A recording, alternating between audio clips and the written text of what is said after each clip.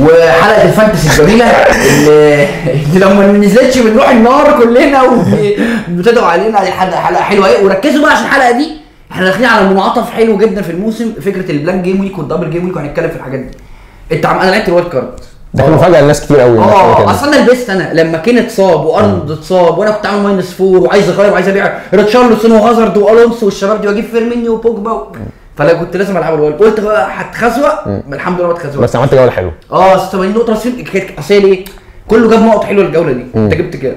انا جبت 86 بالظبط. ايه ده؟ والله غير كارد بس كنت -12. ايوه 80 يعني. يبقى كده كام؟ يبقى كده 74. طيب يا عم حلوين. انت كام على العالم طيب؟ لا انا مش انا مش بركز في الكلام ده. لا افضح نفسك. انا بص انا بلعب ليه اهو. بص يا جماعه عشان تعرفوا انا الطالب المجتهد بتاع الفانتسي، ده الطالب اللي بيعمل لك -12 و-20. ماشي بس بجيب ارقام، بتجيب ارقام اهو. بعدين خد بالك بص اقول لك حاجه، ما بتتخصم من التوتال بتاعك. لا ما هو انا التوتال مش فارق معايا، انا بلعب ليج هيد تو هيد مع اصحابي، دي اهم انا مركز فيها. طب ما بتتخصم من الهيد؟ لا بتتخصم من يعني كلاسيك اوكي، انما الهيد تلعب هيد تو هيد ده لا مفيش فلوس على الكلام ده. لا مفيش فلوس، بس يعني في سف وفي رزاق فمش هينفع، لازم نكسب يعني. ماشي يا جماعه، احنا عندنا الاول على الدوري بتاعنا احمد رضوان. الراجل ده الثالث على مصر وال117 على العالم.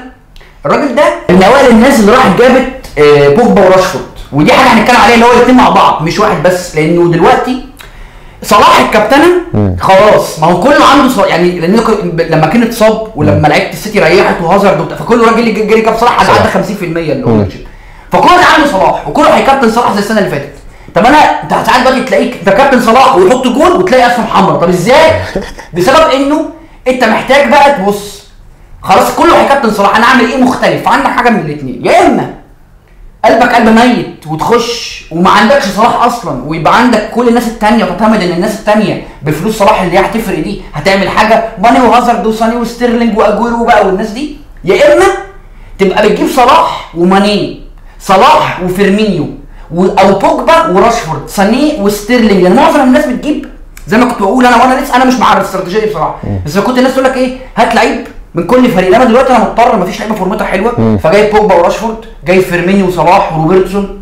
فاهم قصدي؟ انا بقى معايا ستيرلينج وساني ومعايا بوجبا وراشفورد ومعايا صلاح. حلو. يعني ايه، انا دايما بشوف اللعيبه او الفرقه اللي هي في التوب فورم باخد منها 2 لعيبه عشان الم النقط بتاعتها. بس اروح اجيب بقى من كل فرقه لعيب واحد وهي اصلا الفرقه تبقى وحشه، طب وضعها نفس على النقط ليه؟ يعني هي دي فكره. فانا بصراحه بلعب انا مؤمن بالاستراتيجيه دي اللي انا الثنائيات الموجوده دي ما دام الفرقه بتلعب كويس اروح اجيب منها 2. طيب يا جماعه كمان في الماتشات الجايه في 3 فرق عندهم ماتشات حلوه جدا لفتره مثلا 5-6 جيم ويكس. فعندك اول فرقه برايتون، فبرايتون ممكن تجيب منها طبعا كله بيجري اكيد على باسكال جروس. ممكن تفكر في لوكاديا او موراي، مع ان انا ما انصحكش بموراي، يعني عندهم ماتشات هم ماشي بس خليك مع باسكال جروس. في حد تاني؟ في ساوثهامبتون كمان.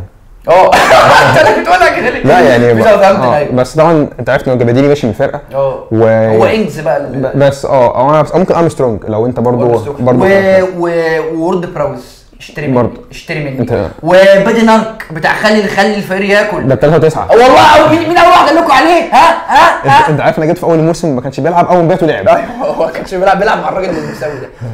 في فرقه ولفرهامبتون. ايه ده انت مذاكر معايا الحلقه يعني.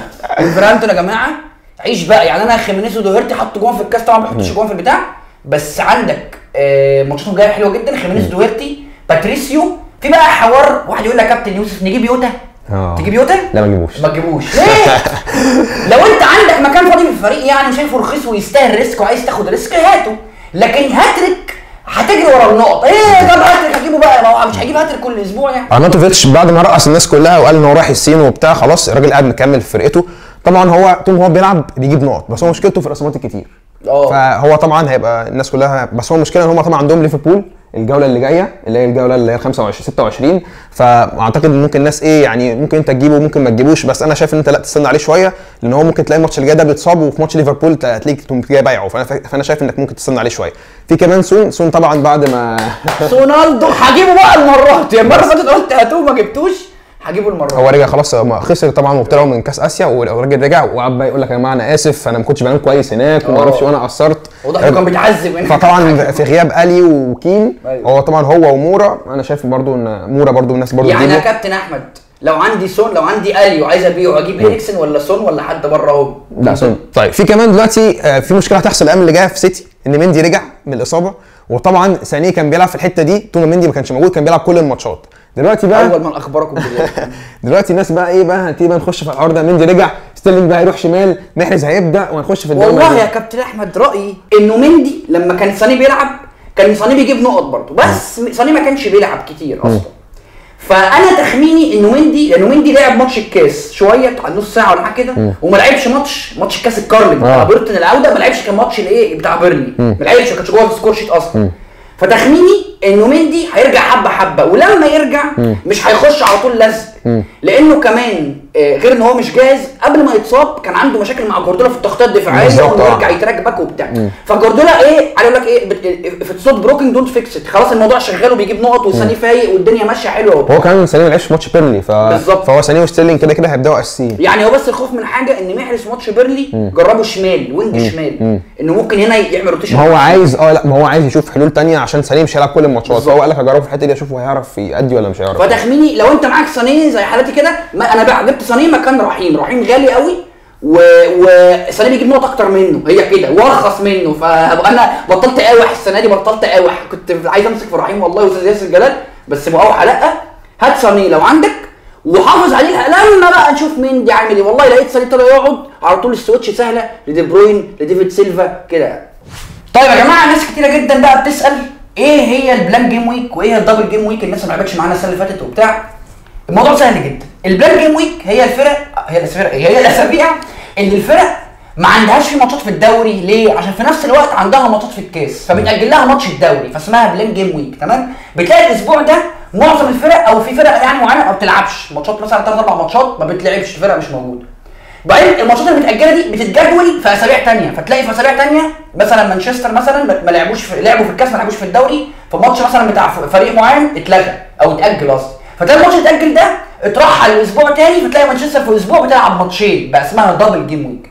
فالاسابيع الجايه الاسبوع ال 27 والاسبوع ال 31 والاسبوع ال 33 دول كلهم بلانك، في فرق مش هتلعب. فاول اسبوع اللي هو ال 27 سيتي وايفرتون مش هيلعبوا، وتشيلسي وبرايتون مش هيلعبوا، فالاربع فرق دول مش بيلعبوا في الاسبوع ال 27. عندك كمان في بقى بلانك قلنا في ال 31 وبلانك في ال 33، دول متوقفين على الناس اللي هتعدي دور الثمانيه والراوند اللي بعديها كمان في الكاس. كل ما الفرقه تكمل اكتر كل طبعا ما هيتاجل لها ماتشات اكتر. في فريق كبير هو الوحيد اللي هيفضل يلعب كل اسبوع هتاخد منه ماتش، اللي هو مين؟ ليفربول. ما ليفربول ليه؟ عشان خرجوا من الكاسين. فخرجوا من الكاسين فقاعدين فاضيين، فحتى الراجل راحوا دبي اهو ومتشمسين وبتاع، وفي نفس الوقت مفيش ماتشات بتتاجل لهم، فتقدر تجيب صلاح وروبرتسون ومعاهم بقى واحد تالت، سواء ارنولد لما يرجع، سواء فيرمينيو، ماني، فان دايك، اليسون، حد من الناس. كمان في 4 فرق تانيين لحد دلوقتي برضه هيلعبوا كل الماتشات، هتاخد منهم كل اسبوع، بورموث وليستر وبيرنلي وهادرسفيلد. الاربع فرق دول برضه لحد اخر الموسم هتاخد من الفريق دول كل اسبوع ماتش، مش هيبلانكوا.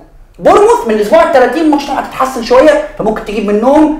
ويست هام برضه نفس الكلام، ممكن تجيب منهم. طيب ناس كده بتسالني طب العب الفري هيت امتى؟ الفري هيت تاني ما اعرفش ايه الفري هيت. الفري هيت بتلعبها في اسبوع، ما ينفعش تلعب معاها الوايلد كارد او اي تشيب ثانيه، تريبل كابتن او بنش بوست او الحاجات دي، تلعبها في اسبوع. وهي ان انت بالميزانيه اللي معاك بتاعت فريقك اللي هي التيم فاليو، بتغير فريقك كله لمده اسبوع واحد، وبعد الاسبوع ده بيرجع فريقك زي ما كان.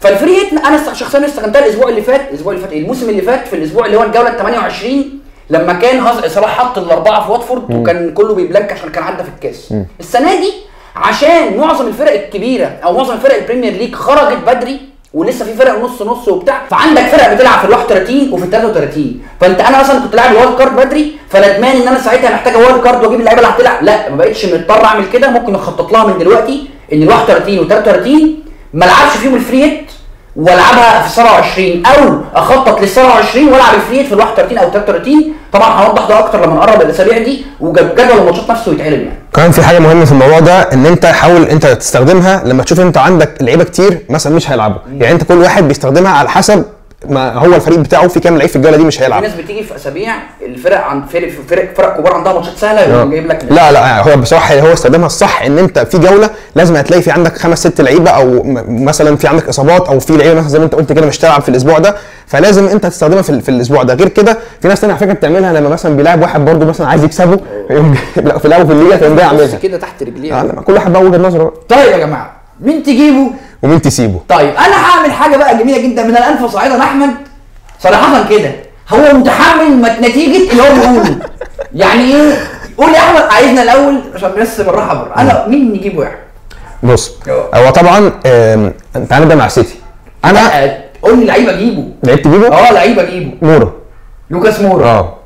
ده اجيبه يعني على مرتك يعني. طب لو ما عملش حاجه عادي، ايه المشكله؟ حادي عليك. طيب لوكاس مورا يعني. لوكاس مورا، بس طبعا لسه هم عندهم ماتش في الكاس، لما لو ما اتصابش بقى لازم تجيبه يعني. اعتقد ان هو الجولتين الجايين دول هم عندهم ماتشين سهلين مع توتنهام، اعتقد ان هو هيأدي كويس يعني، ويجيب نقطه ان شاء الله. ماشي. انا بقول يا جماعه اجيبوا باتريك فان انهولت. الراجل الماتشات الجايه حلوه فتره طويله حلوه لكريستال بالاس، ابتدوا هم يفوقوا ويخشوا فورمه، وهو ارقامه الهجوميه اتحسنت كتير قوي قوي قوي قوي، بقى الرابع ارقام هجوميه بعد دوهيرتي وهوليباس ولوكاس ديني، وهو الرابع، ويجي بعديهم الخامس يعني والله لو خسرت تفاحه روسي خلاص، فممكن تجيب باتريك فان انهولت. انا بقول سيبوا العرق البرازيلي اللي ريتشاردسون، سيبوه يا جماعه، عشان ريتشاردسون زي سفت مع واتفورد بيجي في الفتره دي من الموسم والفورمته بتنزل الارض، هيحط جول في الكاس، الجول في الكاس والله العظيم استلم شاط في نص الجون، قامت عامله ديفليكشن ورايحه في زاويه بعيده شويه عن الحارس، قامت خابطه في باطه ودخلت اللي هو جون. ايه ده؟ وما عملش حاجه ثانيه في الماتش خالص وخرج من بدري. فخرج بيعوا وسيبه، وهو فعلا بقى يحرق في دمي ويضيع فرص. ماتش اللي فات ده اللي هو كان بيلعبه في قبل اخر واحد في الدوري ده، الواد شال الكوره على الخط، الواد شال الكوره على الخط، اتحرق دمي وخلاص بصراحه. لا لا لا لا لا لا بيعوا يا عم، بيعوا يا عم. طبعا الناس تقول لك هنجيبه، ما دام انت قلت بيعوا يبقى هنجيبه، براحتكم بقى. اوباميانج الناس تبيعه ليه يعني؟ هقول لك بقى، هو بص هقول لك حاجه، افهم بس. هو دلوقتي بقى يلعب بلاكازيت واوباميانج. ايوه خلاص، وبيلعب بيونج. اوباميانج بدا يبعد شويه عن الجول. ماشي. ممكن في ماتشات مثلا زي ماتش كارديف الجاي ده ممكن يدخل، بس هو عنده بعد كده عنده السيتي، وبعدين عنده قد ايه بقى؟ عنده ساوثهامبتون ومش عارف مين وكارديف، بس هو نفسه بعيد عن الجول يا حبيبي. ما فيش حاجه اسمها كده، هيلعبوا هو بيلعب امتى بعيد عن الجون؟ انا مش قصدي اقطع، لا ماشي، هي وجهه نظر، بس يعني ايه بيع اوباميانج؟ ده هداف بينافس على هداف الدوري. ماشي، بس هو في وجود لاكازيت هو بعيد خالص عن الجون يعني هيروح يعني هيخش على الجون. لا ماشي، بس انا شايف ان هو يعني ماشي اهو اتحمل مسؤوليه كلامه. ماشي قال لكم بيعوا اوباميانج وبيعوا فيليب اندرسون اهو، انا بقول لا خلاص خليكم فاكرين. طيب نكابتن مين بقى؟ 3 و4 وسبت وحد. صلاح في الاثنين؟ طبعا، يا قدام ليستر وقدام وست هام بس كده. لا ده طبعا صلاح يعني ده رقم واحد، اللي عنده صلاح لازم كابتنه في حلو. تروح بقى ايه تشوف انت في طبعا بوجبا او راشفورد، طبعا يعني انت عندك ده وده على طول بعد صلاح على طول. في برضو انت يعني الاسبوع اللي هو ده، ما هم انا بتكلم عن اسبوعين. انا بتكلم عن اسبوعين. انا الماتشات هنا في مانشستر وليفربول عندهم ماتشات كويسه، فانت صلاح رقم واحد تكابتنه في الجولتين، رقم اثنين ممكن تشوف بوجبا او راشفورد اللي عندك فيهم. طبعا لو بوجبا عندك وراشفورد يبقى كابتن بوجبا، لان هو طبعا عنده فرصه ان هو اسيستات وجوان. السيتي عندهم نيوكاسل، بعد كده ارسنال. طبعا يعني ارسنال ده ايه اللي بيحب السيتي بقى ممكن طبعا ستيرلينج او سانيه اللي عنده يكابتنه. اجويرو برضه بعد لا بس لا، ما هيبدل مع خيسوس. انا في ال 24 شايف يا جماعه انه كابتنه اوباميانج قدام كارديف، كابتنه اوباميانج اللي عنده اوباميانج كابتنه قدام كارديف. الا لو عندك صلاح ماشي، انت كده خلاص عندك اثنين اللي بينافسوا على الهداف، لكن لو ما عندكش صلاح طبعا لازم تكابتن اوباميانج قدام كارديف. انا عندي مش خايف من اثريدج، وانا عندي جبت والله مكان فابيانسكي، مع ان انا بحب فابيانسكي جدا، بس اثريدج بيصد نفس الصد بيجيب نفس الارقام بيجيبها، على الاقل هو ممكن يعمل كلين شيت ان هو بيصد ضربات جزاء وممكن يعمل اكسبلوسيف يعني. فاوباميانج في الجوله بقى اللي هي السبت وحد واثنين غير صلاح برضه ممكن تكابتن بقى ساعتها تشيلسي قدام هدرسفيلد، هازارد او هيجوايين، حسب الماتش الجاي هيبانوا ان هم بيعملوا ايه يعني، حسب هيجوايين ده، لان انا حاسس ان هيجوايين ده هيبتدي جامد قوي وبعدين ينام. حلو، يعني انت عايز ناس تجيب هيجوايين؟ انا حاسس انه هيبتدي جامد وبعدين ينام، او على الاقل هازارد هيفنش الموسم حلو، في حاجه هتحصل. فانا ممكن قدام هدرسفيلد تكابتن هيجوايين او اسمه ايه، هازارد اللي هو فجاه اكتشف ان في جول ممكن يشوط عليه ده. دي يا جماعه حلقه الفانتسي، احنا موجودين على اليوتيوب وعلى فيسبوك وعلى انستجرام وعلى تويتر على كين كيف النين، ونشوفكم الحلقه اللي جايه. سلام.